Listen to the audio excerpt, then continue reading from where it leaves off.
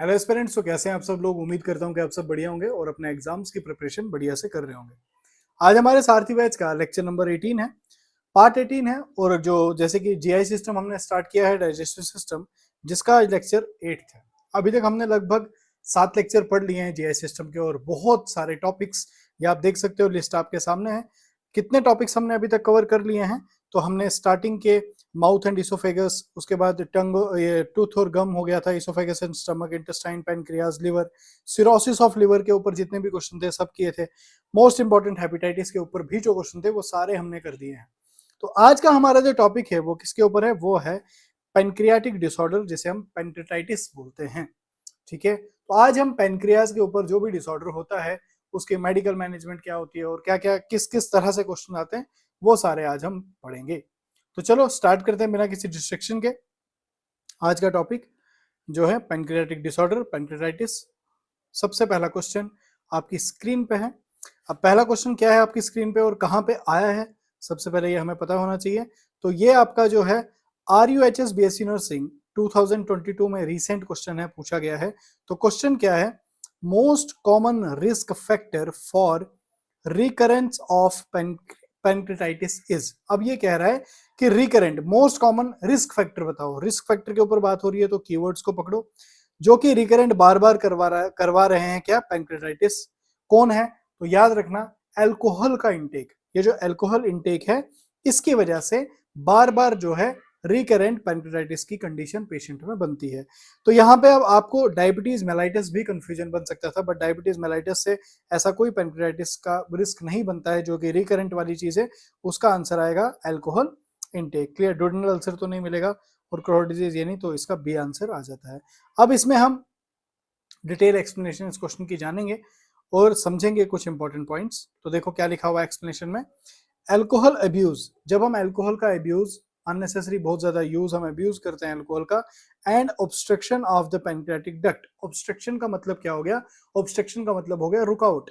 अब जो pancreatic duct है उसके अंदर किसी वजह से रुकावट हो जाए ताकि पैनक्रियाज का जो जूस है, पैनक्रियाटिक जूस, वो फ्लो ही ना हो पाए। तो ये कह रहा है कि alcohol abuse and obstruction of the pancreatic duct by gallstone. अब किससे होगी वो ऑब्स्ट्रक्शन पैनक्रियाज के अंदर, पैनक्रियाटिक डक्ट के अंदर किसकी वजह से कोई रुकावट होगी। वो रुकावट क्या है, स्टोन। तो गॉल ब्लैडर में स्टोन बनता है, तो वो गॉल ब्लैडर से स्टोन अगर निकल के बाइल डक्ट के थ्रू पैनक्रियाटिक मेन डक्ट में आके फंस जाए और पैनक्रियाज को पैनक्रियाटिक सेक्रीशंस के बीच में ऑब्स्ट्रक्शन कॉज करे, ये भी रीजन बनता है किसका, पैनक्रेटाइटिस का। Are the most common cause of pancreatitis. अब देखो आइटिस वर्ड लगा है ना, तो आइटिस का मतलब भी क्या, इन्फ्लेमेशन। पैनक्रियाज जो है वो सूज जाता है, इन्फ्लेमेशन हो जाती है पैनक्रियाज में, इसी को हम पैनक्रेटाइटिस बोलते हैं। और इसके मोस्ट कॉमन फैक्टर्स क्या हैं, रिस्क फैक्टर क्या है जिसकी वजह से ये होता है, तो पहला अल्कोहल अब्यूज और दूसरा जो है ऑब्स्ट्रक्शन ऑफ पैनक्रियाटिक डक्ट। अब ये पैनक्रियाटिक डक्ट में ऑब्स्ट्रक्शन कैसे होगी, तो इस डायग्राम में आप देख सकते हो, सामने आपके सामने जो डायग्राम में रिप्रेजेंट कर रहा हूं, बहुत ही प्यारी डायग्राम है जिससे आपको बिल्कुल क्लियर हो जाएंगी चीजें। अब क्या क्या चीजें इसमें हैं तो वो ध्यान से समझो। अब यहाँ पे आप देखो ये पैनक्रियाज है, ठीक है। तो ये पैनक्रियाज में आप देखो यहाँ से सिस्टिक डक्ट, ये कॉमन बाइल डक्ट, ये पीछे से आके यहाँ पे ये डक्ट जुड़ रही है किसके साथ, ये पैनक्रियाज की मेन डक्ट है, और यहाँ पे ये जुड़ रही है जिसको जो मैंने पढ़ाया था आपको, हेपेटो पैनक्रियाटिक डक्ट, या इसको ही कॉमन बाइल डक्ट का नाम दिया था। अब यहाँ पे कहीं ऑब्स्ट्रक्शन हो रही है, तो देखो कहाँ पे, ये जो अब कॉमन बाइल डक्ट थी इसमें यहाँ पे ब्लॉकेज हो रही है। ये ब्लॉकेज किसकी वजह से हो रही है, गॉल स्टोन की वजह से ये ब्लॉकेज हो रही है। कॉमन बाइल डक्ट जो है वो ब्लॉक हो रही है जिसकी वजह से, तो पैनक्रियाटिक डक्ट है। पैनक्रियाटिक डक्ट यहाँ से ज्वाइन हुई थी कॉमन बाइल डक्ट के साथ, और ये आगे जाके यहाँ से सिस्टिक डक्ट के थ्रू ये स्टोन बाहर आया, और बाहर आके कॉमन बाइल डक्ट के थ्रू आगे आके यहाँ पे जब ये ऑब्स्ट्रक्शन कॉज करेगा, इसकी वजह से एक्यूट पैनक्रेटाइटिस की कंडीशन देखने को मिलेगी। Is it clear. जो अदर कॉजेज हैं इसके, other causes are hyperlipidemia. Hyperlipidemia का मतलब लिपिड ज्यादा हो गया है बॉडी में, उसकी वजह से हो सकता है, ठीक है। कॉलीलिथियासिस, कॉलीलिथियासिस क्या हो गया, गॉल स्टोन को ही कॉलीलिथियासिस बोलते हैं। हाइपरकैल्सीमिया, कैल्शियम ज्यादा डिपॉजिट हो रहा है, तो कैल्शियम की डिपोजिशन, गॉल स्टोन क्या बनेगा, कैल्शियम की डिपोजिशन, फैट की डिपोजिशन की वजह से होता है। स्टोन बनता क्यों है, क्योंकि फैट की डिपोजिशन ज्यादा हो रही है, कैल्शियम की डिपोजिशन ज्यादा हो रही है, उसी की डिपोजिशन की वजह से स्टोन बनता है। ड्यू टू हाइपर पैराथायराइडिज्म, अगर हाइपर पैराथायराइडिज्म होगा, पैराथायराइडिज्म की सेक्रीशन ज्यादा होगी, हाइपर पैराथायराइडिज्म होगा, उसकी वजह से भी गॉल स्टोन हो सकता है। Abdominal trauma, sorry gallstone नहीं, उसकी वजह से भी पेनक्रेटाइटिस हो सकता है। तो ये जितने भी रीजन है ये पेनक्रेटाइटिस के रीजन है। पेनक्रेटाइटिस किसकी वजह से? ऑब्स्ट्रक्शन की वजह से। अब ऑब्स्ट्रक्शन क्यों होगी? स्टोन की वजह से। अब वो स्टोन क्यों होगा? तो हाइपरलिपिडीमिया होगा, इस वजह से होगा। कॉलीलिथेसिस होगा, इस वजह से होगा। कॉलीलिथेसिस अगर गॉल स्टोन है उसकी वजह से क्या हो सकता है? उसकी वजह से पेनक्रेटाइटिस हो सकता है। हाइपरकैल्सीमिया होगा, इसकी वजह से पेनक्रेटाइटिस हो सकता है। हाइपर पैराथायराइडिज्म होगा, इसकी वजह से पेनक्रेटाइटिस हो सकता है। और एब्डोमिनल ट्रोमा, अचानक से एब्डोमिन में किसी वजह से एक्सीडेंट से या किसी भी कारण जो है ट्रॉमा कॉज होगा जब एब्डोमिन में, उसकी वजह से भी पेनक्रेटाइटिस हो सकता है। एंड वायरल इन्फेक्शन, कोई वायरल इन्फेक्शन भी पेनक्रेटाइटिस करवा सकती है। कौन से है वो वायरल इन्फेक्शन? तो एग्जांपल मम्प्स जो है, मम्प्स वायरस जो है पेनक्रेटाइटिस की कंडीशन कॉज करवा सकता है। और कॉक्सैकी वायरस, अब देखो COXSACKIE, अब ये कॉक्सैकी जो भी आपने इसको प्रोनाउंस करना है, बस ये मैंने आपको स्पेलिंग बता दी। तो ये वायरसेस भी कॉज करते हैं किसको? पेनक्रेटाइटिस को। Is it clear? बढ़ते हैं आगे नेक्स्ट क्वेश्चन की ओर। तो अगला सवाल आपकी स्क्रीन पे क्या है, तो क्वेश्चन को ध्यान से पढ़ेंगे। सबसे पहले देखो, ये क्वेश्चन आपका रॉक MSc नर्सिंग 2013 में क्वेश्चन पूछा गया है। सवाल क्या पूछ रहा है आपसे? When assessing a patient with pancreatic trauma, अब हम जब पेशेंट को एसेस कर रहे हैं जिसको पैनक्रेटाइटिक ट्रॉमा हुआ है, ट्रॉमा की वजह से पैनक्रेटाइटिस हुआ है, पैनक्रेटाइटिक ट्रॉमा है, the nurse note एकाइमोसिस in the umbilical area. एकाइमोसिस क्या हो गया? एकाइमोसिस खून के थक्के, ठीक है। तो जो ऐसा हमको लगता है ब्रूजिंग हो जाती है, स्किन के ऊपर रेड रेड रेड निशान बन जाता है, उसको हम एकाइमोसिस बोलते हैं। तो ये कह रहा है कि जब हम एसेस कर रहे थे पेशेंट को जिसको पैनक्रेटाइटिक ट्रॉमा हुआ है, जो नर्स नोट करती है इकाइमोसिस उसके एम्बिलिकल रीजन में, जो उसका एम्बलाइकस है उसके इर्द गिर्द जो इकाइमोसिस हो गया है, हो चुका है। दिस इज नोन एज, उसको हम क्या कहते हैं? तो याद रखना, इसको हम क्यूलिन साइन कहते हैं। डायग्राम से आपको बिल्कुल क्लियर हो जाएगा। अब ये देखो डायग्राम, ठीक है, एक ही डायग्राम में कितनी प्यारी डायग्राम है ये, यहां से आपको समझ में आएगा क्यूलिन साइन क्या है। अब देखो, ये जो है ये एम्बलाइकस हो गया, और एम्बलाइकस के इर्द गिर्द देखो ये इकाइमोसिस हुआ है, ठीक है, ये ब्रूजिंग साइन, ये जो है ये इकाइमोसिस हुआ है। तो ये क्यों हुआ है इकाइमोसिस? ये इकाइमोसिस हुआ है क्योंकि पैनक्रेटिक ट्रॉमा हुआ है, पैनक्रेटिक ट्रॉमा की वजह से इकाइमोसिस हुआ है। इस साइन को हम क्या बोलते हैं? इस साइन को हम क्यूलिन साइन कहते हैं। Is it clear? अब ये जो डायग्राम, ये जो एक्सप्लेनेशन वाली स्लाइड है, मोस्ट इंपॉर्टेंट स्लाइड है। यहाँ पे 3-4 साइंस आपको एक साथ ही मैं बता दूंगा। जो जो साइंस यहाँ पे दिए हुए हैं, जैसे आपका रोजिंग साइन क्या है, ठीक है, उसके बाद टर्न साइन क्या है, उसके बाद कॉपरनेल साइन क्या है, तो ये सभी साइंस अब आगे हम डिस्कस करेंगे। अब पहले हम बात करेंगे क्यूलिन साइन की। क्यूलिन साइन क्या था? तो आपको मैंने बता दिया, ये क्या है? Bluish discolouration around the periumbilical skin due to intraperitoneal haemorrhage. Intraperitoneum, peritoneum के अंदर हेमरेज होने की वजह से एम्बलाइकस के इर्द गिर्द जो है ब्रूजिंग हो जाती है, ब्लूइश डिस्कलरेशन हो जाती है, caused by ruptured ectopic pregnancy और एक्यूट पैनक्रेटाइटिस। ये क्यूलिन साइन आपको पैनक्रेटाइटिस के अलावा कहाँ मिलेगा? अगर एक्टोपिक प्रेगनेंसी हुई है। अब ये एक्टोपिक प्रेगनेंसी क्या है? ओबीजी के लेक्चर्स में मैं पढ़ा चुका हूँ, बता चुका हूँ आपको एक्टोपिक प्रेगनेंसी क्या होती है। तो अगर एक्टोपिक प्रेगनेंसी रप्चर हुई है, उसकी वजह से भी पेरिटोनियल पेरिटोनियल हेमरेज होगा और ये क्यूलिन साइन देखने को मिलेगा। और अगर पैनक्रेटाइटिस की कंडीशन है उसमें भी आपको क्यूलिन साइन देखने को मिलता है। Is it clear? क्या क्यूलिन साइन आपको अच्छे से समझ आ गया? नेक्स्ट पॉइंट आपका है ग्रे टर्नर साइन। अब ग्रे टर्नर साइन क्या हो गया? ये भी इकाइमोसिस ही है, ब्लूइश डिस्कलरेशन भी है, बट किसकी? फ्लैंक रीजन की। जो आपके साइड वाला पोर्शन आ जाता है ना, फ्लैंक साइड, जैसे जब हम खड़े होते हैं और ऐसे बाजू में साइड पे रखते हैं, तो ये जो साइड पे जहां पे आपकी बाजू रह रही है हिप के ऊपर, ये फ्लैंक रीजन हो गया। तो इस फ्लैंक रीजन में ब्लूइश डिस्कलरेशन होती है। डायग्राम से आपको मैं दिखाऊं तो ये देखो कैसे डिस्कलरेशन हुई है। क्लियर? तो ये जो डिस्कलरेशन है, ये डिस्कलरेशन देखो फ्लैंक रीजन में हो रहा है ना ये सब। तो इसके कहाँ पे? ये फ्लैंक वाले रीजन में, देखो यहाँ फ्लैंक वाले रीजन में ये ब्लू डिस्कलरेशन हो गई है। इस साइन को हम क्या बोलते हैं? इस साइन को हम ग्रे टर्न साइन बोलते हैं। तो ये क्या कह रहा है कि इकाइमोसिस और bluish discolouration of flanks due to hypocalcaemia, किसकी वजह से हो रहा है? हाइपोकैल्सीमिया, कैल्शियम कम हो रहा है, hypocalcaemia into pancreatitis. Both Cullen and Turner sign are indicative of pancreatitis. अब ये दोनों साइन, क्यूलिन साइन भी और उसके बाद टर्नर साइन भी, ये दोनों जो हैं ये इंडिकेटर्स हैं किसके? पैनक्रेटाइटिस कंडीशन के। नेक्स्ट आपके पास साइन है Rovsing sign, ROVSING, Rovsing, roving, जो भी आपने इसको प्रोनाउंस करना है, ROVSING, रोजिंग साइन होता क्या है?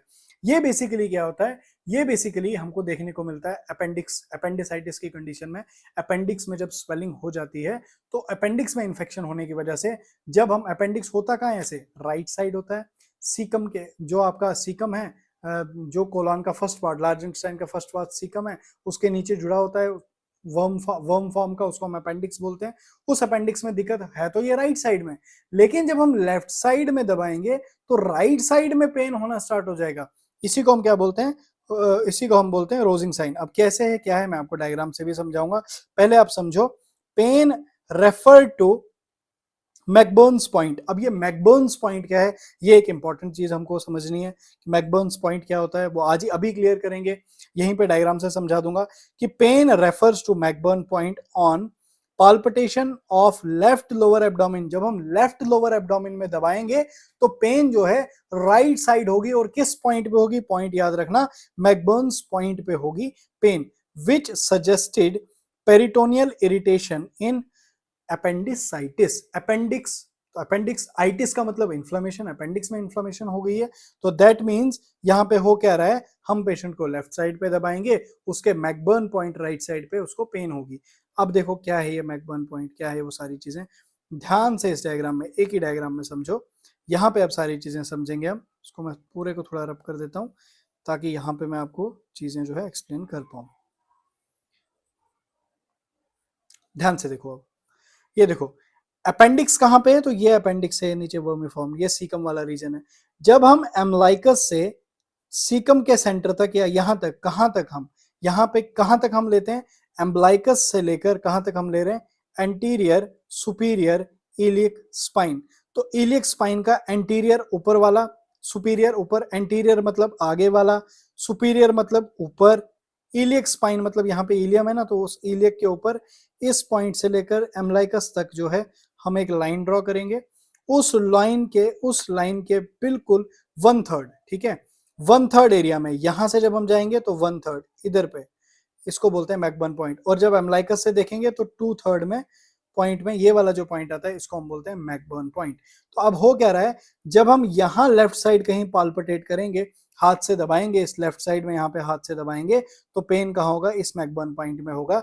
इसी कंडीशन को हम क्या बोलते हैं, इसी कंडीशन को हम रोइंग साइन का नाम देते हैं। Is it clear? Next point क्या था, नेक्स्ट साइन कौन सा था, copper nail sign. Copper nail sign क्या है, इससे पहले अभी यहाँ पे एक डायग्राम और है, इसको मैं आपको बता दूं। पहले मैं आपको मैकबर्न पॉइंट वाली एक रोविंग साइन वाली कंडीशन दिखा देता हूँ। देखो अब रोविंग साइन वाली यहाँ पे फिर से एक डायग्राम बहुत अच्छी बनी हुई है। यहाँ पे हम क्या कर रहे हैं, लेफ्ट साइड पाल्पिटेट कर रहे हैं, लेफ्ट साइड पाल्पिटेट की वजह से राइट साइड पेन हो रहा है।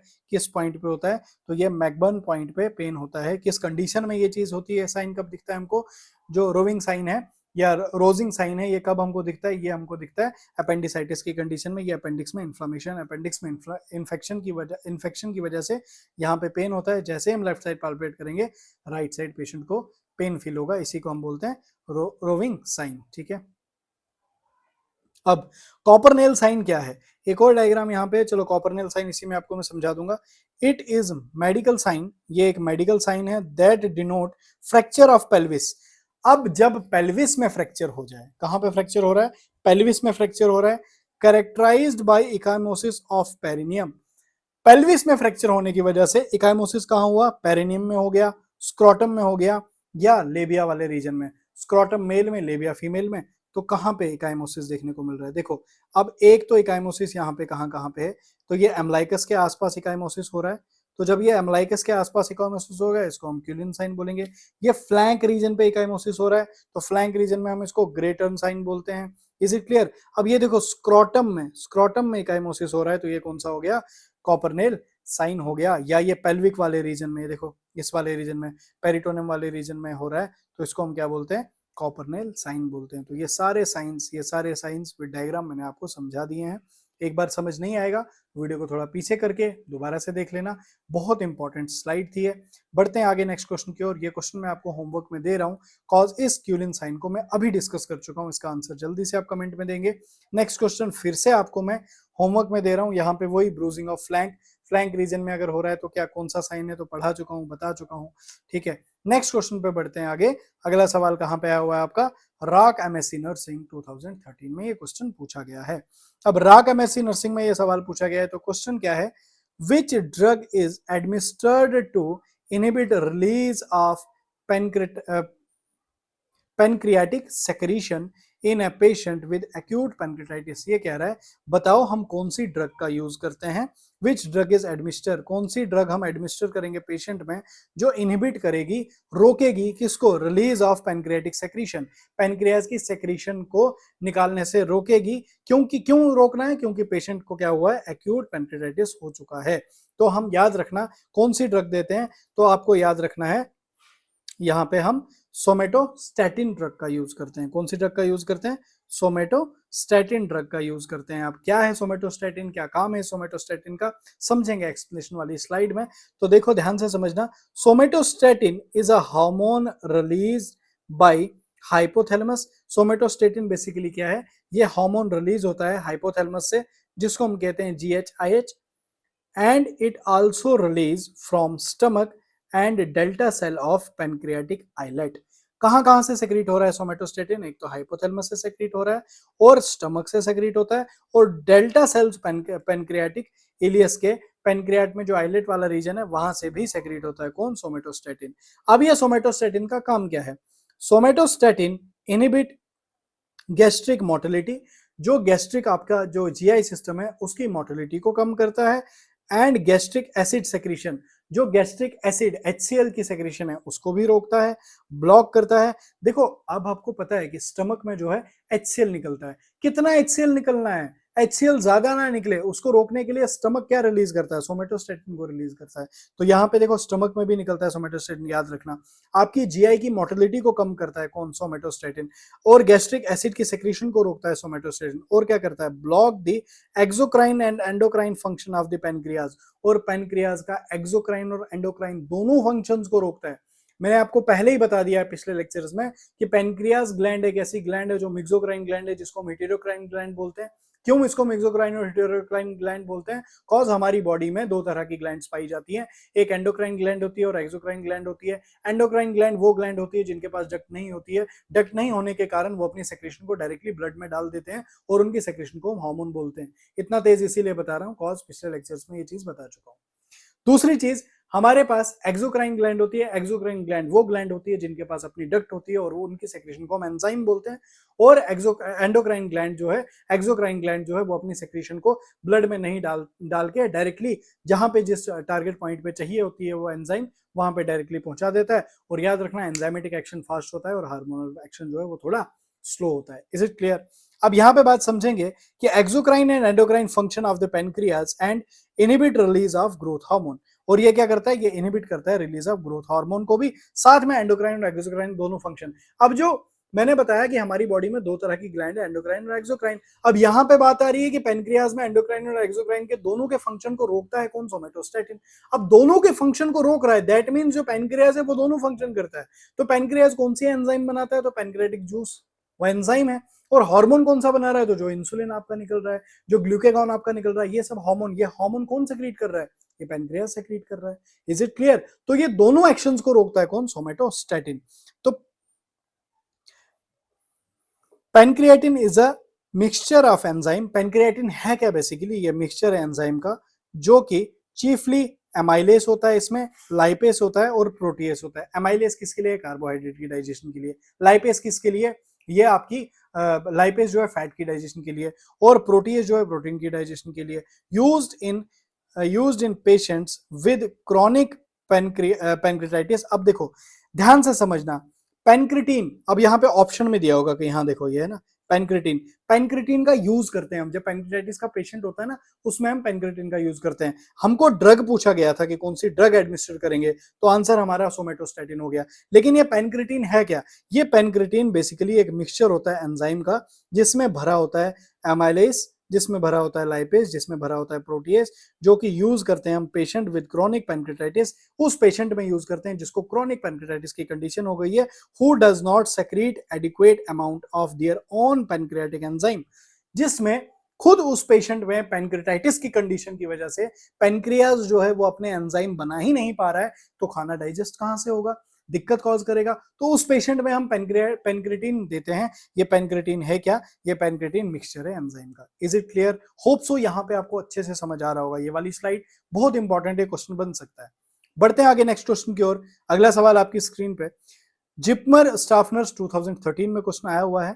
तो देखो क्वेश्चन क्या है, a nurse caring a patient on pancreatic enzyme. अब नर्स जो है वो केयर कर रही है पेशेंट की on pancreatic enzyme replacement therapy. Pancreatic enzyme replacement therapy क्या है? मतलब पेनक्रियाज जो है अपनी एंजाइम नहीं बना रहा है, उसके हम रिप्लेसमेंट कर रहे हैं, वही पेनक्रिटिन दे रहे हैं। शुड एसेस देम फॉर, अब हम उसको किसके लिए एसेस करेंगे? किसके लिए पेशेंट को हम एसेस करेंगे? हमको पता है कि पेशेंट जो है, पेशेंट के अंदर पेनक्रियाज जो है वो अपनी सेक्रेशन नहीं बना रहा है, तो हम उसको पेनक्रिटिन दे रहे हैं, या हम उसमें एंजाइम थेरेपी जो है एक्सचेंज रिप्लेस एंजाइम थेरेपी का यूज कर रहे हैं। अब हमको पेशेंट को किसके लिए गवर्न करना है? याद रखना, जो पेनक्रिटिन है या जो भी हम रिप्लेसमेंट थेरेपी यूज कर रहे हैं उसमें गैस्ट्रिक इरिटेशन हो सकती है, तो हम जीआईटी इरिटेशन को या जीआईटी इरिटेशन को हम ध्यान से देखेंगे। जीआईटी में जो है इरिटेशन कॉज हो सकती है, तो हम जीआईटी इरिटेशन को देखेंगे। वेट गेन का तो कोई लेना देना नहीं है, हाइपरटेंशन का कोई लेना देना नहीं है, ये इसका क्या बोलते हैं, अरिथमिया का कोई लेना देना यहाँ पे नहीं है, तो यहाँ पे जीआईटी इरिटेशन को हम देखते हैं। Is it clear? तो देखो डी आंसर इसका है। अब यहाँ पे इस स्लाइड में जो एक्सप्लेनेशन दी है इसको समझो, सारे फंडे क्लियर हो जाएंगे। ध्यान से समझो, pancreatic enzyme replacement therapy, pancreatic enzyme replacement therapy like pancreatin, मैंने अभी बताया था आपको, पेनक्रिटिन देते हैं, ठीक है। पेनक्रिलाइपिस कॉज जीआईटी इरिटेशन, ये जीआईटी इरिटेशन कॉज करते हैं। So it should be taken with all meal and snacks, इसलिए इनको हम ऑल मील और ऑल स्नैक्स के साथ लेंगे। Side effect of pancreatic enzyme replacement therapy और एब्डोमिनल क्रैम्प, इसके साइड इफेक्ट क्या हैं? एब्डोमिन में क्रैम्प्स आ सकते हैं, पेन हो सकती है, नोजिया हो सकता है, वॉमिटिंग हो सकता है, डायरिया हो सकता है ड्यू टू जीआईटी इरिटेशन। तो जीआईटी इरिटेशन की वजह से क्या क्या हो सकता है? तो आपको देखो, पेन हो सकती है, नोजिया हो सकता है, वॉमिटिंग हो सकता है, डायरिया हो सकता है, एब्डोमिन में क्रैम्प्स आ सकते हैं। Is it clear? बात समझ में आ गई? बढ़ते हैं आगे नेक्स्ट क्वेश्चन की ओर। तो अगला सवाल आपकी स्क्रीन पे ईएसआईसी स्टाफ नर्स दिल्ली 2012 का क्वेश्चन है। क्वेश्चन क्या पूछ रहा है हमसे? Siram lipase level increase in, ये कह रहा है कि सिरम लाइपेस लेवल इंक्रीज होता है कौन सी कंडीशन में? याद रखना, लाइपेस का लेवल इंक्रीज होता है पेनक्रियाटिस की कंडीशन में। तो एक्यूट पेनक्रियाटिस की जब कंडीशन होती है, सिरम लाइपेस लेवल जो है वो इंक्रीज कर जाता है। बेसिकली पेनक्रिया जो है लाइपेस ज्यादा आ जाता है उसमें, ठीक है।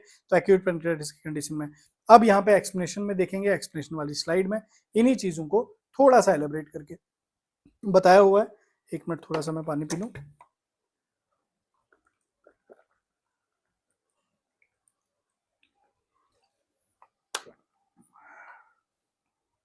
अब एक्सप्लेनेशन देखो, ऑप्शन सी इसका करेक्ट आंसर हो जाता है। Acute pancreatitis is inflammation of pancreas. Acute pancreatitis क्या हो गया? मैंने आपको पहले एक्यूट और क्रॉनिक में डिफरेंस बता दिया है, क्लियर। तो एक्यूट पेनक्रियाटिस जो है वो इन्फ्लेमेशन है किसकी? पेनक्रियाज की। ऑफ सडन ऑनसेट, एक्यूट है ना, तो सडन ऑनसेट एकदम से हुआ है। Marked clinically by epigastric pain, epigastric मैंने आपको स्टार्टिंग में जब हमने पूरे एब्डोमिनल कैविटी के 9 कंपार्टमेंट्स बनाए थे, एपिगैस्ट्रिक, हाइपोगैस्ट्रिक, ये सारी चीजें मैं करवा चुका हूँ। एपिगैस्ट्रिक हो गया ये ऊपर वाला जो है, ऊपर वाला रीजन सेंटर में एपिगैस्ट्रिक, एम्बिलिकल के डायरेक्टली ऊपर वाला रीजन, एपिगैस्ट्रिक रीजन में पेन होती है, नोजिया होता है, वॉमिटिंग होता है, ठीक है। Increase level of serum pancreatic enzyme like lipase बढ़ जाता है एंड एमाइलेज बढ़ जाता है, which cause auto digestion of pancreas, और इसकी वजह से लाइपेज बढ़ गया, एमाइलेज बढ़ गया, इसकी वजह से जो पेनक्रियाज है वो खुद की खुद डाइजेशन स्टार्ट कर देता है, तो auto digestion of pancreas start हो जाती है। ये कंडीशन जो है, यही कंडीशन की वजह से तभी तो पेनक्रियाटिस हो रहा है, पेनक्रियाज जो है वो इन्फ्लाम हो रहा है, ठीक है। दूसरा यहाँ पे ऑप्शन हमारे पास क्या था? गॉचर्स डिजीज। ये गॉचर डिजीज होता क्या है? तो गॉचर डिजीज को भी यहाँ पे एक्सप्लेन किया है। Gaucher's disease is an inherited autosomal recessive disorder. Inherited means parents से आया है, ऑटोसोमल मींस सेक्स लिंक नहीं है, ऑटोसोमल है, ठीक है। ऑटोसोमल रिसेसिव डिसऑर्डर है, रिसेसिव डिसऑर्डर है, ठीक है, ये रिसेसिव डिसऑर्डर है ऑफ। अब ये अगर आपको ऑटोसोमल रिसेसिव डिसऑर्डर में कोई दिक्कत है ना, जब हम आगे बढ़ेंगे, जब हम जेनेटिक्स वाला पोर्शन सेल में पढ़ेंगे वहां पे मैं आपको ये चीज एक्सप्लेन करूंगा कि ऑटोसोमल रिसेसिव डिसऑर्डर क्या होता है। क्लियर। बट अगर आपने 11th-12th में ध्यान से पढ़ा होगा जेनेटिक्स को, या आप बीएससी के टाइम पे अगर आपने पढ़ा होगा तो आपको जरूर क्लियर होगा। बट अभी आप बस इतना याद रखो कि जो ग्वाचर डिजीज है वो क्या है, ये इनहेरिटेड है, ऑटोसोमल रिसेसिव डिसऑर्डर है of lipid metabolism, caused by lipid metabolism, fat के मेटाबॉलिज्म से रिलेटेड है, caused by a deficiency of enzyme, enzyme की डेफिशिएंसी, कौन सा एंजाइम, बीटा ग्लूकोसेरिब्रोसाइडेस, ठीक है, बीटा ग्लूकोसेरिब्रोसाइडेस एंजाइम की डेफिशिएंसी की वजह से होता है, जिसकी वजह से क्या हो रहा है, which cause buildup of certain fatty substances in certain organ like spleen और लिवर या स्प्लीन में सर्टन जो है ये क्या बन रहे हैं, फैटी सबस्टांस बन रहे हैं, ऑर्गन्स के अंदर कुछ फैटी सबस्टांस बनते हैं, ये क्या हो गया, ये आपका ग्वाचर डिजीज हो गया। ठीक है, ऑप्शन में था तो इसलिए रैशनल भी दिया हुआ है इसका। अब नेक्स्ट क्वेश्चन आपकी स्क्रीन पे DSSB नर्सिंग ऑफिसर अगस्त 2019 का क्वेश्चन है। क्वेश्चन हमसे क्या पूछ रहा है, what is the common pathophysiological mechanism of acute pancreatitis. Pathophysiological पूछ रहा है हमको, तो पैथोफिजियोलॉजी क्या है इसके पीछे, क्या ये फॉर्म करता है नियो पैंक्रियाटिक सेल, तो बिल्कुल नहीं, ओवर प्रोडक्शन ऑफ एंजाइम तो नहीं, malabsorption of enzyme, malabsorption कर रहा है एंजाइम्स की, नहीं, ऑटो डाइजेशन ऑफ पेनक्रियाज, तो बिल्कुल ऑटो डाइजेशन करवा देता है पेनक्रियाज की, क्योंकि यहाँ पे लाइपेस और एमाइलेस का अमाउंट बढ़ जाता है। क्लियर, तो डी इसका आंसर आ जाएगा। नेक्स्ट क्वेश्चन आपकी स्क्रीन पे ESIC स्टाफ नर्स 2016 का क्वेश्चन है, फर्स्ट शिफ्ट मार्च में आया हुआ है। तो serum amylase level used to assess damage to, तो सीरम एमाइलेस मैंने बताया ना, एमाइलेस लाइपेस बढ़ जाता है, तो किसमें, पेनक्रियाज की कंडीशन, पेनक्रियाटिस में, किसमें होता है ये, इंटेस्टाइन, लिवर, पेनक्रियाज, स्टमक, तो पेनक्रियाज आएगा इसका आंसर। इजी क्वेश्चन था तो इसलिए जल्दी एक्सप्लेन ज्यादा नहीं किया, तो एक्सप्लेनेशन देखते हैं। Serum level of amylase and lipase, ठीक है, डायग्नोस्टिक मार्कर हैं ये दोनों, क्या है ये, डायग्नोस्टिक मार्कर है। सीरम एमाइलेस और लाइपेस हम चेक करते हैं, अगर बढ़ा हुआ है तो पेनक्रियाटिस की कंडीशन बन सकती है। Become elevated in acute pancreatitis due to autocellular damage of pancreas, ये ऑटोसेलुलर खुद की सेल्स का खुद ही डैमेज करवा देता है पेनक्रियाज, क्योंकि उसमें एमाइलेस और लाइपेस जो है वो ज्यादा बन रहा है। Is it clear. तो डाइजेस्टिव एंजाइम है तो खुद ही को डाइजेस्ट होना स्टार्ट हो गया। तो नेक्स्ट क्वेश्चन आपका DSSB स्टाफ नर्स 2013 में पूछा गया है।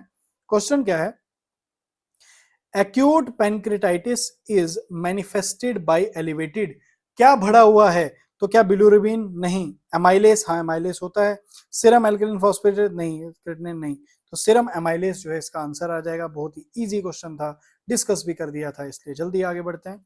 नेक्स्ट क्वेश्चन आपकी स्क्रीन पे, AIIMS Patna nursing officer Feb 2022 Covid में ये क्वेश्चन आया है। क्वेश्चन क्या पूछा गया था, इन एक्यूट पैनक्रेटाइटिस, ये जो एक्यूट पैनक्रेटाइटिस है, the levels of which of the following enzyme remain elevated for 7 to 14 days. अब ये कह रहा है कि एक्यूट पैनक्रेटाइटिस की कंडीशन में जो लेवल हैं, कौन से इनमें से एंजाइम हैं जिनके लेवल बढ़े हुए होते हैं, क्या यूरिन एमाइलेस, तो नहीं, यूरिन में एमाइलेस होता ही नहीं है। सीरम लाइपेस, सीरम एमाइलेस होता तो बात बनती, तो सीरम लाइपेस इसका आंसर आ जाएगा। सीरम एमाइलेस भी है, बट इसने 7 से 14 दिन कहा है, तो सीरम लाइपेस इसका आंसर आ जाएगा, सीरम फॉस्फेट नहीं है। इन दो में कंफ्यूजन क्रिएट हो सकती है, तो याद रखना, बट सीरम लाइपेस इसका आंसर है। ये जो एम्स पटना नर्सिंग ऑफिसर में जो आंसर की थी, उसमें जो आंसर था ये सीरम लाइपेस इसका आंसर दिया गया था। Is it clear. Next question, most widely used test for pancreatic damage. अब ये कह रहा है कि सबसे ज्यादा कौन सा टेस्ट हम करते हैं, क्या हम सीरम बाइकार्बोनेट करेंगे, नहीं, सीरम एल्कलाइन फॉस्फेट करेंगे, नहीं, सीरम बिलुरुबिन, नहीं, सीरम एमाइलेस करेंगे ना, क्योंकि एमाइलेस और लाइपेस यही तो एलिवेट होता है, इन्हीं का तो हम टेस्ट करेंगे। Is it clear.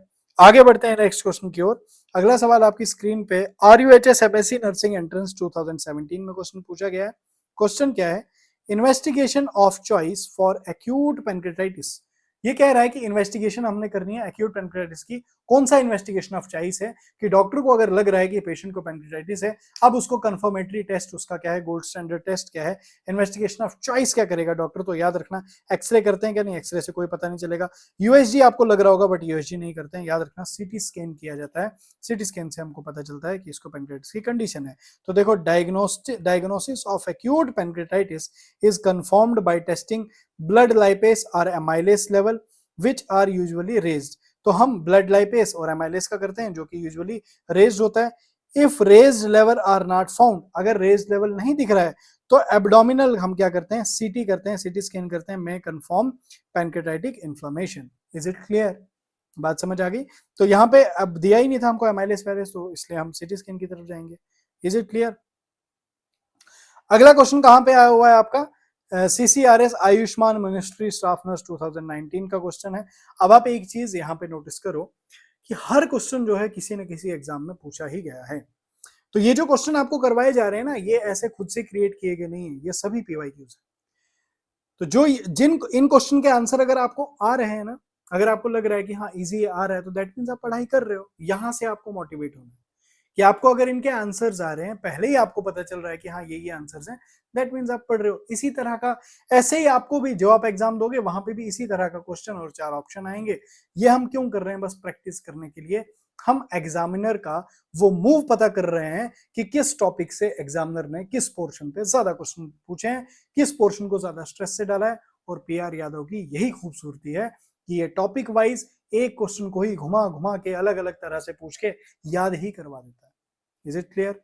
तो क्वेश्चन क्या है, which sorry while elevating patient for complication for acute pancreatitis nurse should observe for। अब ये क्या कर रहा है, जब इवेल्युएशन करेंगे, while evaluating patient for complication of acute pancreatitis nurse should observe for. Nurse क्या ऑब्जर्व करेगी जब अगर एक्यूट पेनक्रेटाइटिस की कंडीशन है? तो इंक्रीज इंट्राक्रैनियल प्रेशर, ऐसा तो इंट्राक्रैनियल प्रेशर का ICP का कोई लेना देना नहीं, हाइपरटेंशन का कोई लेना देना नहीं, ब्रेडिकार्डिया कोई लेना देना नहीं है। Decrease urine output, urine output कम हो जाता है पेशेंट में, यूरिन आउटपुट को जो है वो ज्यादा देखा जाएगा। इसका रीजन क्या है? तो एक्सप्लेनेशन में ढंग से अब समझो। यहाँ पे हमको क्या कह रहा है कि while elevating patient, evaluating patient, जैसे हम पेशेंट को इवेलुएट कर रहे हैं for complication of acute pancreatitis, हम इवेलुएट कर रहे हैं पेशेंट को, एक्यूट पेनक्रेटाइटिस की कंडीशन है, nurse should he observe for. Nurse को क्या ध्यान में रखना है, किसको ऑब्जर्व करना है? यूरिन आउटपुट को ऑब्जर्व करना है। क्यों करना है? एक्सप्लेनेशन में समझो। एक्चुअल में होता क्या है, फ्लूइड रिसक्सिटेशन, जो fluid resuscitation is important in acute pancreatitis.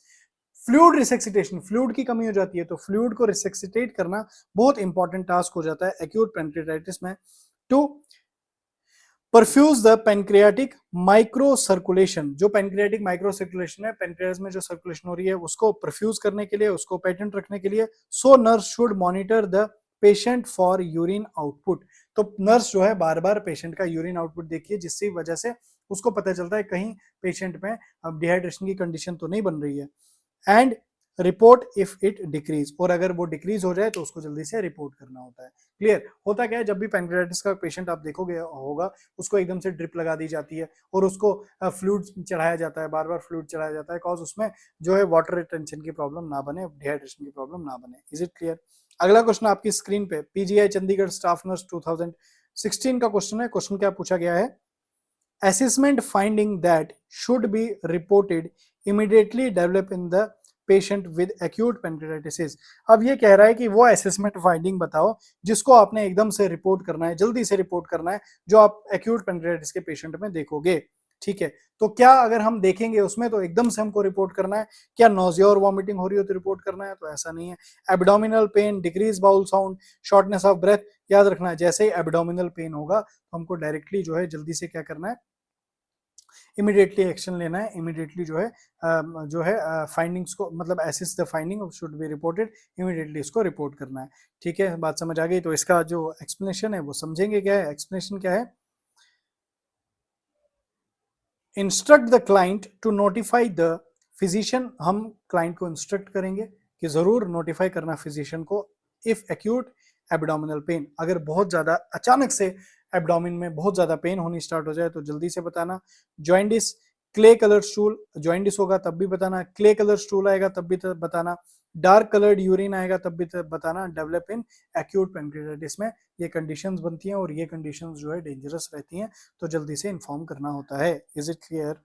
आगे बढ़ते हैं नेक्स्ट क्वेश्चन की ओर। तो अगला सवाल आपका RUHS पोस्ट बेसिक नर्सिंग 2024 में क्वेश्चन पूछा गया है और इसके साथ में RPSC ट्विटर 2009 में क्वेश्चन पूछा गया है। सवाल क्या है, a patient with acute pancreatitis has NG tube for low intermittent suction to prevent. अब क्या करते हैं, पेनक्रियाटिस की कंडीशन में पेशेंट को हम एनजी ट्यूब लगा देते हैं, नेजोगैस्ट्रिक ट्यूब लगा देते हैं, ठीक है, नाक से एक ट्यूब लगा देते हैं। वो किसके लिए लगाते हैं? ताकि हम इंटरमीडिएट सक्शनिंग थोड़ी थोड़ी देर के बाद हम उससे सक्शनिंग करते हैं। क्यों करते हैं ये सक्शनिंग? टू प्रिवेंट, किस लिए?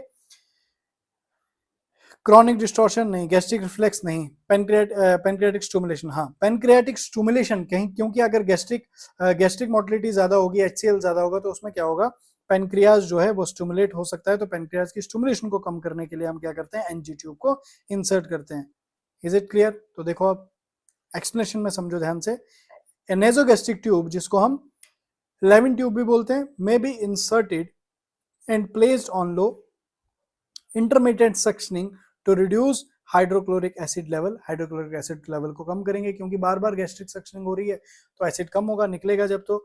और रिलीव गैस्ट्रिक डिस्टेंशन, और बार बार जब हम सक्शनिंग कर रहे हैं इंटरमीडिएट, जो गैस्ट्रिक डिस्टेंशन है वो भी क्या होगी? कम होगी, जिसकी वजह से because increase level of gastric juice और गैस्ट्रिक डिस्टेंशन, अगर बढ़ा हुआ हो, गैस्ट्रिक डिस्टेंशन हो और गैस्ट्रिक जूस अगर बढ़ा हुआ हो, में कॉज पेनक्रियाटिक स्टिमुलेशन, जिसकी वजह से पेनक्रियास जो है वो फिर से स्टिमुलेट हो जाएगा और कॉज करेगा increase secretion of pancreatic secretion. तो ये सेक्रीशन कोई तो रोकना था, ज्यादा एमाइलेज बना रहा है, ज्यादा लाइपेज बना रहा है, वो अपने आप को ही डैमेज कर रहा है। पेनक्रियाटिस की कंडीशन में वो अपने आप को ही ऑटो डिस्ट्रक्शन कर रहा है, अपनी खुद को खुद ही खत्म कर रहा है, तो हमको उसको स्टिमुलेशन को ही तो रोकना है, इसलिए एनजी ट्यूब लगा देते हैं। Is it clear? तो हर क्वेश्चन का रेशनल है, हर चीज का अपना एक मतलब है। क्लियर? नेक्स्ट क्वेश्चन आपका डीएमईआर महाराष्ट्र स्टाफ नर्स 2018 में क्वेश्चन पूछा गया है। सवाल क्या है? अ क्लाइंट विद पेनक्रियाटिस, एक क्लाइंट है जिसको पेनक्रियाटिस है, has been transferred to the intense unit care. अब एक पेशेंट है जिसको पेनक्रियाटिस है, उसको हमने आईसीयू में शिफ्ट किया। Which order would the nurse anticipate? तो ये कौन सा ऑर्डर है जो नर्स को पहले से ही पता होगा कि ये उसको करना है? क्लियर? तो क्या ब्लड प्रेशर एवरी 15 मिनट में चेक करना है? ब्लड प्रेशर और पेनक्रियाटिस का कोई लेना देना ही नहीं, अभी तक पढ़ा नहीं हमने। Next, insertion of Levin tube, क्या हम लेवेंटल ट्यूब एनजी ट्यूब इंसर्ट करते हैं? बिल्कुल करते हैं। कार्डियक मॉनिटरिंग नहीं करनी है, ड्रेसिंग ऐसा नहीं है, तो आंसर इसका क्या आएगा? B, insertion of Levin tube. बिल्कुल नर्स को एंटिसिपेट है, नर्स को पहले से ही पता है कि हाँ ये पेनक्रियाटिस का पेशेंट है, इसमें जो है एनजी ट्यूब जो है वो हमने इंसर्ट करनी है। Is it clear?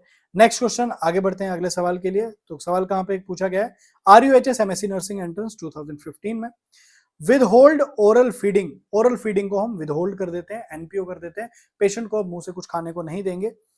In patient with acute pancreatitis 2, क्यों करते हैं ऐसा? क्यों देंगे हम इसको ऐसा? क्या मेंटेन करना है हमने अल्कलाइन गैस्ट्रिक पीएच? तो बिल्कुल नहीं, गैस्ट्रिक तो अल्कलाइन होता ही नहीं है, एसिडिक पीएच होता है।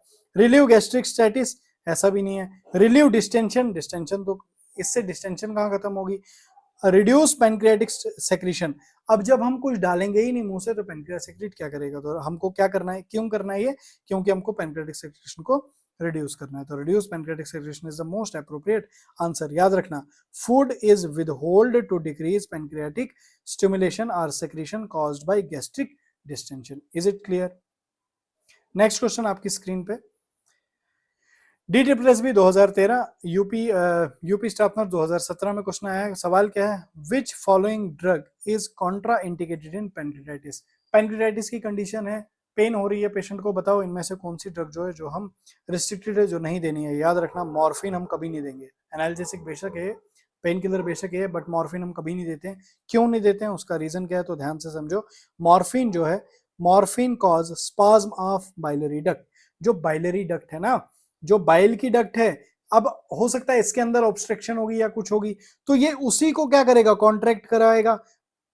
खामखा जो है पेनक्रियास ओवर स्टिमुलेट हो जाएगा, खामखा जो उसी को तो हमने रोकना है, वर्स कंडीशन को ही तो रोकना है। तो अगर हम मॉर्फिन दे देंगे, वो जो बाइलरी डक्ट है उसमें स्पाज्म कर देगा। So it is Contra indicated, इसलिए ये कॉन्ट्रा इंडिकेटेड है, इसको बिल्कुल नहीं दिया जाता है in pancreatitis as an analgesic. Analgesic मतलब पेन किलर के तौर पे हम कभी भी मॉर्फिन को नहीं देते पेनक्रियाटिक की कंडीशन में। क्यों नहीं देते आपको पता चला? क्योंकि ये बाइलरी स्पाज्म कॉज करता है। तो फिर क्या देंगे हम? याद रखना, मैप्रीडीन हम देते हैं। मैप्रीडीन क्या है? पैथिडीन इसको, इसका दूसरा नाम है। Is a kind of opioid analgesic, ये ओफियाइड एनाल्जेसिक है। Which is believe to induce less biliary spasm. अब ऐसा माना जाता है कि बाइलरी स्पाज्म इसमें कम होता है as compared to morphine. Spasm of pancreatic duct and sphincter of Oddi, तो जो स्पाज्म पैनक्रियाटिक डक्ट का है या स्फिंक्टर फोर्डाई का है वो ये उतना ज्यादा नहीं करता है, बहुत माइनर सा करता है देन मॉर्फिन एंड कोडीन। तो मॉर्फिन और कोडीन से कम ये करता है, इसलिए हम मैप्रिडीन को प्रेफर करते हैं। सो मैप्रिडीन इज प्रेफर्ड एनाल्जेसिक इनटू कॉलीसिस्टाइटिस। अगर गॉल स्टोन हो उसमें भी हम मैप्रिडीन देंगे एज ए क्या बोलते हैं इसको, पेन किलर। क्योंकि अगर कॉलीसिस्टाइटिस गॉल ब्लेडर में स्टोन है और मान के चलो उसको दर्द हो रही है पेशेंट को और आपने क्या दे दिया, उसको मॉर्फिन दे दिया कि ले भाई मॉर्फिन खा ले और अपने गॉल स्टोन की दर्द को ठीक कर, होगा क्या, उसमें स्पाज्म होगा। स्पाज्मिक होगा तो गलती से अगर बाइल स्लज के साथ में अगर वो गॉल ब्लेडर से निकला हुआ स्टोन अभी ऑब्स्ट्रक्शन नहीं हुआ था, ऑब्स्ट्रक्शन कॉज कर देगा बाइलरी डक्ट में, तो इमरजेंसी कंडीशन कॉज हो जाएगी, पैनक्रेटाइटिस हो जाएगा। समझ आ गया ना? तो फिर क्यूलिन ये देखने को मिलेगा। तो इसीलिए तो ये चीजें हम पढ़ रहे हैं। तो पैनक्रेटाइटिस एंड बाइलरी कॉलिक, तो बाइलरी कॉलिक में, पैनक्रेटाइटिस में और कॉलीसिस्टाइटिस में हम क्या देते हैं, मैप्रिडीन जो है ड्रग ऑफ चॉइस बन जाता है एनाल्जेसिक के तौर पे। Is it clear? आगे बढ़ते हैं नेक्स्ट क्वेश्चन की ओर। तो अगला सवाल ESIC स्टाफ नर्स जो आपका 2010 में पूछा गया है, तो क्या है, which drug can be used by nurse to patient admit the hospital with acute pancreatitis. तो अभी मैंने बता दिया मैप्रिडीन, तो मैप्रिडीन HCl यहाँ पे आंसर में है, तो ज्यादा इसमें क्या बताऊं। आगे बढ़ते हैं नेक्स्ट क्वेश्चन की ओर। तो अगला सवाल आपकी स्क्रीन पे कहां पे आया हुआ है, ESIC स्टाफ नर्स दिल्ली 2012 में ये क्वेश्चन पूछा गया है। सवाल क्या है, which is most likely major nursing diagnosis for patient with acute pancreatitis. तो एक्यूट पैनक्रेटाइटिस में most likely major nursing diagnosis क्या बन जाता है, ध्यान से समझो। अब क्या, इनफेक्टिव एयरवे का तो कोई लेना देना नहीं है, फ्लूइड वॉल्यूम एक्सेस कोई लेना देना नहीं, इम्पेयर्ड स्वेलोइंग का तो कोई लेना देना नहीं है, निकलने में कोई दिक्कत नहीं होगी। तो बचा यही, तो यही आंसर आएगा इसमें। क्या है ये, Altered nutrition less than body requirement. ये बेसिकली एक्यूट में नहीं क्रॉनिक में होता है, अब एक्सप्लेनेशन में बताऊंगा, बट यही इसमें मोस्ट अप्रोप्रिएट आंसर जो है, अल्टर्ड हो जाती है nutrition less than body requirement जब पैनक्रियाटिस की कंडीशन होगी। देखो होता क्या है basically, most important nursing diagnosis for a patient suffering with acute pancreatitis is altered discomfort due to sudden severe pain। अब एक्यूट पैनक्रियाटिस है, अचानक से पैनक्रियाज में पेन हुई है, बहुत ज्यादा पेन हो रही है, तो इसमें होगा क्या बेसिकली, तो ये डिस्कम्फोर्ट अल्टर हो जाएगा, वो पेशेंट जो है डिस्कम्फोर्ट में आ जाएगा क्योंकि सडनली सीवियर पेन हो रहा है। और अगर क्रॉनिक की बात करूं, and in chronic pancreatitis are altered nutrition less than body requirement. तो जब क्रॉनिक कंडीशन आ जाएगी उसमें क्या होगा, ऑल्टर्ड हो जाएगी कौन सी, जो न्यूट्रिशन वो ले रहा था वो लेस न्यूट्रिशन लेना स्टार्ट करेगा, कॉज पैनक्रियाटिस की कंडीशन है। क्लियर? एनपीओ रख देंगे हम उसको, तो जितनी रिक्वायरमेंट थी उसकी बॉडी को न्यूट्रिशन की उतनी हम नहीं दे पाते हैं। Is it clear? बट ये क्रॉनिक का केस था। Among given option D is best option. तो डायरेक्टली डी इसका बिल्कुल सही नहीं है, वो क्रॉनिक के केस में, बट यहाँ पे बाकी तीन में से जो रेलेवेंट आंसर है वो डी आंसर बन जाता है। Is it clear?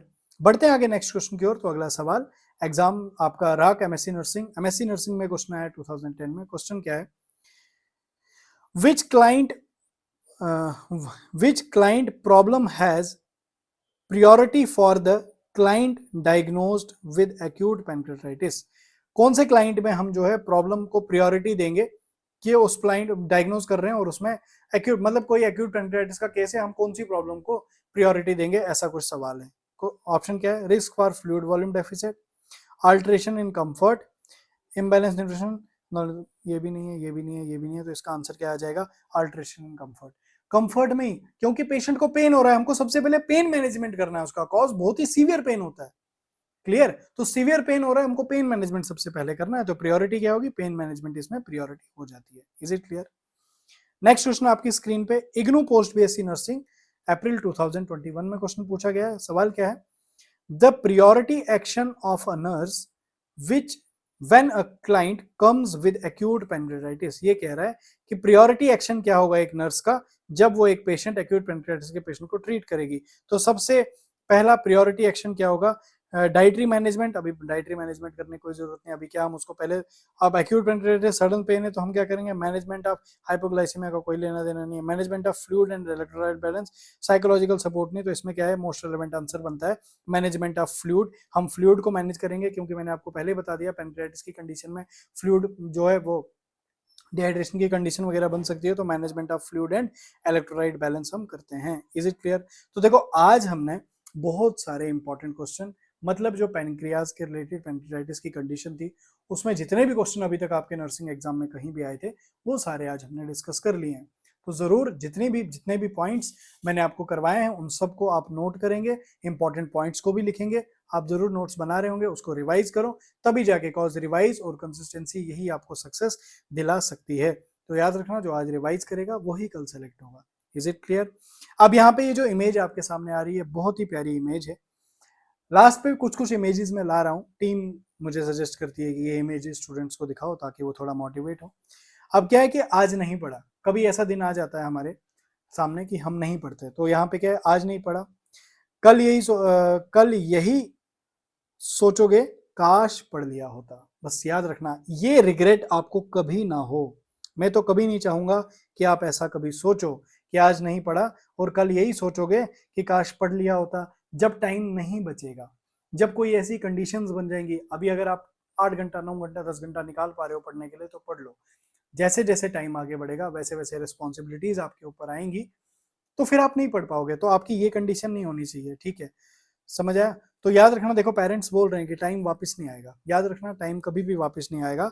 अगर आज से सीरियस हो, देखो अगर तुमने अभी तक नहीं पढ़ा, चलो मैं मान के चलता हूँ अभी तक तुम उतने सीरियस नहीं थे, बट इस लेक्चर के बाद, इस फोटो के बाद, इस इमेज के बाद अब सीरियस हो जाओ।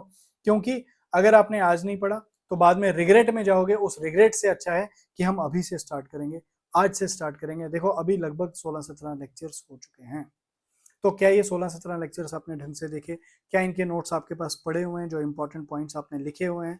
क्या आप खुद से जो 100 क्वेश्चन का टारगेट मैंने आपको दिया था, या दिन के 50 क्वेश्चन या 100 क्वेश्चन एमसीक्यू करना है, क्या वो आप कर रहे हो? क्या आपके पास खुद के जो नोट्स हैं, क्या आप उनको रिवाइज कर रहे हो? क्या जो आपके पास खुद की बुक है, क्या आप उस बुक को रेगुलरली पढ़ रहे हो? अगर नहीं तो अभी से स्टार्ट करो और मुझे बताओ कि कौन कौन सा स्टूडेंट जो है वो तैयार हो चुका है। अगर आज से सीरियस हो तो कमेंट करो, मैं रेडी हूँ नर्सिंग ऑफिसर बनने के लिए। तो जल्दी से कमेंट आपने करना है कि मैं रेडी हूँ, अभी से मैं रेडी हूँ। और जो कर रहा है, मेहनत कर रहा है, गॉड ब्लेस यू बेटा, तुम्हारा सिलेक्शन जरूर होगा। बिल्कुल मत रुको, बिल्कुल मत थको। इस टाइम पे मशीन की तरह बिहेव करो। चैन की सांस हम तब लेंगे जब हम नर्सिंग ऑफिसर बन जाएंगे। तो कैसा लगा आपको ये वीडियो, कमेंट सेक्शन में आपने जरूर बताना है। और लास्ट पे तीनों communities, WhatsApp, Instagram and Telegram, तीनों पे फॉलो करो, तीनों पे जुड़े रहो। तीनों पे अलग अलग तरह के कंटेंट आ रहे हैं, तो तीनों जगह फॉलो कर लो। कमेंट में जरूर अब मुझे बताओगे आप कि आज के लेक्चर में आपने क्या नया सीखा, कौन सा ऐसा पॉइंट था जो आपको नहीं पता था, वो आप बताओगे। और साथ ही साथ आप ये लेक्चर कौन सी सिटी से देख रहे हो, कौन सी डिस्ट्रिक्ट, कौन सी स्टेट से आप ये लेक्चर देख रहे हो, और किस एग्जाम को आप टारगेट कर रहे हो, क्या आप बनना चाहते हो नर्सिंग ऑफिसर, किस हेल्थ केयर फैसिलिटी में, ईएसआईसी में, आरआरबी में, एम्स में, किस में आप नर्सिंग ऑफिसर बनना चाहते हो, जरूर कमेंट में मुझे आप बताओगे। तो थैंक यू सो मच, मिलते हैं अपने नेक्स्ट लेक्चर में। तब तक के लिए God bless you, best of luck.